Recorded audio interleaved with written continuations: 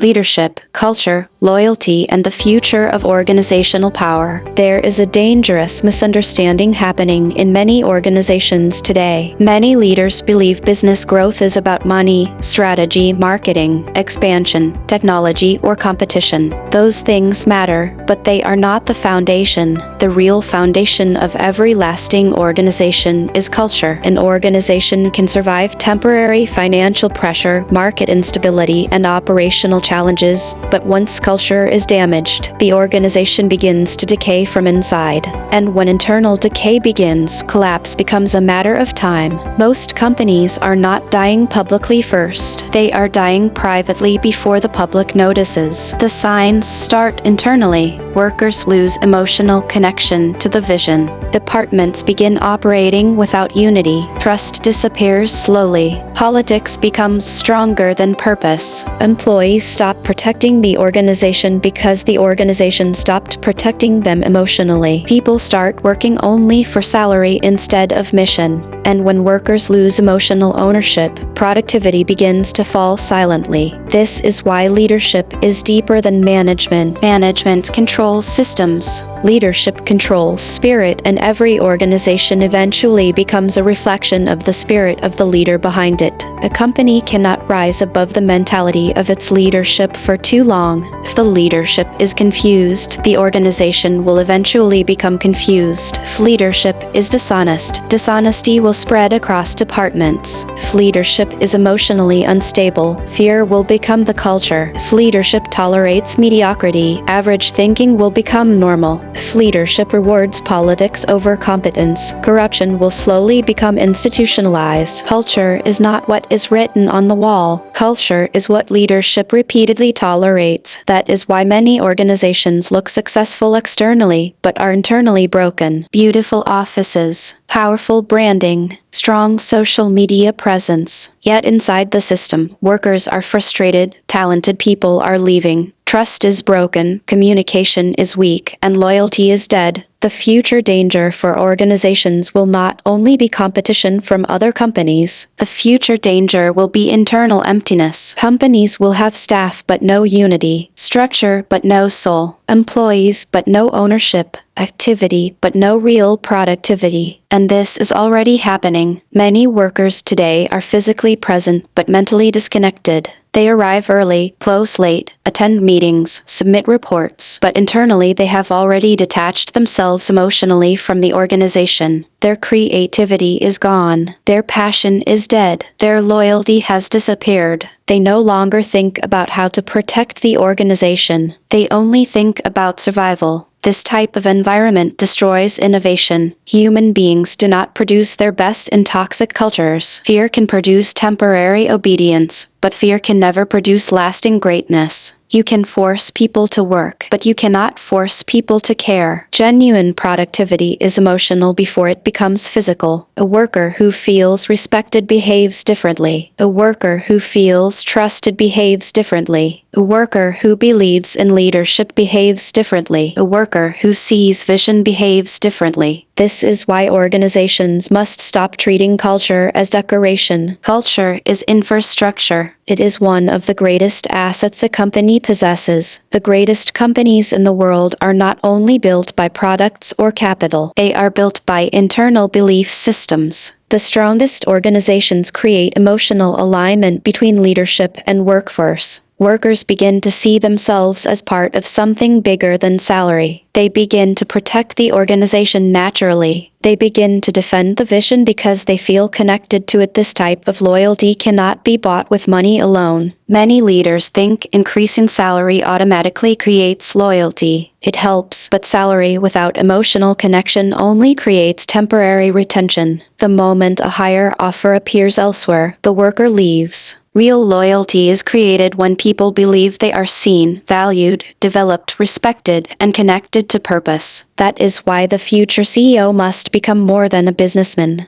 The future CEO must become a culture architect, a builder of people, a builder of systems, a builder of trust, a builder of disciplined environments, a builder of emotional ownership. The greatest organizations of the future will not simply recruit workers. They will recruit alignment. One of the biggest mistakes organizations make is weak entry processes. Companies focus too much on certificates and experience while ignoring mindset, attitude, emotional intelligence, integrity, discipline, and character. This is dangerous because organizations do not only hire skills, they hire behaviors, and behaviors multiply. When the recruitment process is weak, companies unknowingly import future disasters into their systems. One toxic employee can damage an entire department emotionally. One dishonest staff member can normalize corruption. One arrogant manager can destroy years of team loyalty. One manipulative executive can silently poison organizational trust. This is why leadership must understand something very important. Not every intelligent person should enter your system. Some people have competence but carry destructive spirits. Some people are talented but lack integrity. Some people can produce results but destroy culture while doing it. Organizations must stop worshiping performance without character, because when organizations repeatedly promote people who produce numbers but destroy culture, they create what I call corrupt angels. These are individuals who appear productive externally but internally damage trust, unity, loyalty, ethics, and organizational health. Eventually, these individuals begin influencing others, and corruption slowly becomes normalized. Then the company begins fighting internal battles instead of market battles. This is why leadership requires courage. A leader must protect organizational culture with seriousness. The wrong employee in the wrong position can cost an organization more than financial loss. They can damage morale, trust, emotional safety, and long-term loyalty. And loyalty is one of the most misunderstood forces in business. Loyalty is not slavery. Loyalty is emotional commitment to shared vision. Workers become loyal when leadership becomes believable, not through motivational speeches alone, not through slogans, not through empty promises, but through consistency. Workers watch leadership silently every day. They observe how leaders react under pressure. They observe how leaders treat junior staff. They observe how leadership handles money. They observe whether leaders practice what they preach. People copy behavior faster than instruction. A company where leaders preach integrity but practice manipulation will eventually produce manipulative employees. A company where leadership rewards politics instead of competence will eventually create internal competition instead of collaboration. A company where workers feel disposable will never build deep commitment. The future belongs to organizations that understand human psychology deeply, especially in this age of artificial intelligence. The robots are here already. Automation is replacing repetitive labor. AI is transforming industries rapidly. Many people are afraid because machines are now performing tasks that once required human effort.